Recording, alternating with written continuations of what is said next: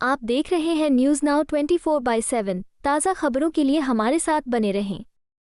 Congress overseas chief Sam Pitroda के बयान पर बीजेपी नेता सुधांशु त्रिवेदी का कहना है, सैम पित्रोदा ने खुलेआम कांग्रेस पार्टी के चीन के साथ समझौते का खुलासा किया है।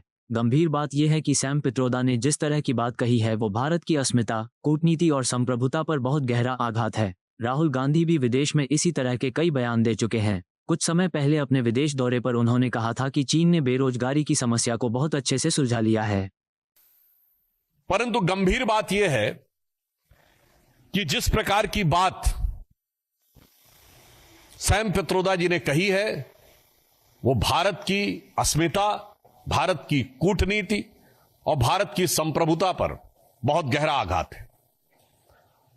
उन्होंने इस प्रकार की बात कही कि चीन के साथ तो किसी प्रकार का विवाद ही नहीं है, जैसे भारत ही अग्रेसर की भूमिका में, यानी आक्रामक मुद्रा लिए हुए, और ये कोई उनका अलग बयान नहीं है।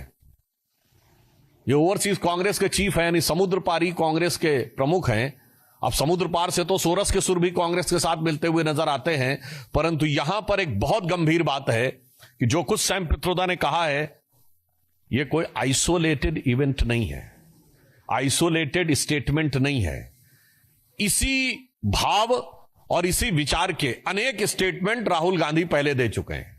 याद करिए, राहुल गांधी जी ने विदेश में क्या कहा था कि चाइना ने बड़ा संघर्ष करते हुए ऊपर उठने का उदाहरण प्रस्तुत किया है उन चुनौतियों के बीच से। आपको याद हो अभी कुछ दिन पहले के अपने विदेशी दौरे में क्या कहा कि चाइना ने अनएम्प्लॉयमेंट को बहुत अच्छे तरीके से टैकल किया है, जबकि फैक्ट ऑफ द मैटर है इस समय चाइना में एम्प्लॉयमेंट रेट 24% है। 2023 में जनवरी से लेकर जुलाई के बीच में अनएम्प्लॉयमेंट रेट वहां पर बढ़ते बढ़ते हो गई 17-18%, और उन्होंने फिर जुलाई 23 से जनवरी 24 डाटा देना बंद कर दिया, फिर डाटा का बेस चेंज किया और जनवरी से लेकर अगस्त के बीच में किया, फिर बदले बेस पर भी वो 24% हो गई। मगर राहुल गांधी जी को उसमें बहुत महान चीज नजर आती है। फिर याद करिए, यही लोग कहते थे कि चाइना में प्रेस फ्रीडम इंडेक्स में हमसे ऊपर है, जबकि चाइना के डिफेंस मिनिस्टर ली शॉन्गफू गायब हो गए, चाइना के फॉरेन मिनिस्टर क्विंग गैंग गायब हो गए, वहां की सबसे बड़ी कंपनी अलीबाबा के चीफ जैक मा गायब हो गए, परंतु इनको उसमें भी नजर आता था। अब आप आइए, इसके बाद उन्होंने कहा कि इकोनॉमिक ग्रोथ बहुत शानदार की गई है। ये सारे स्टेटमेंट्स हैं, और इकोनॉमिक ग्रोथ की फैक्ट ऑफ द पोजीशन यह है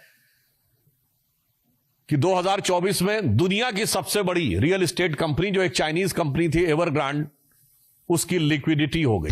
हांगकांग कोर्ट ने कह दिया लिक्विडेट कर दिया जाए। चीन के ह्यूनान प्रोविंस में कई बैंक्स बैंकरप्ट हो गए, कितनी रियल एस्टेट कंपनीज बैंकरप्ट हो गई, that is one other thing.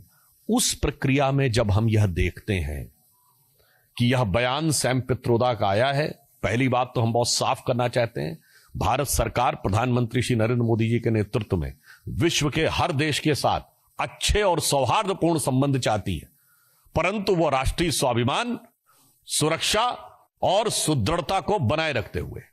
अब इसके बाद उनका यह बयान कहना, तो मैं पूछना चाहता हूं, यह गलवान के शहीदों का अपमान है कि नहीं? मैं कांग्रेस पार्टी से सीधे पूछना चाहता हूं।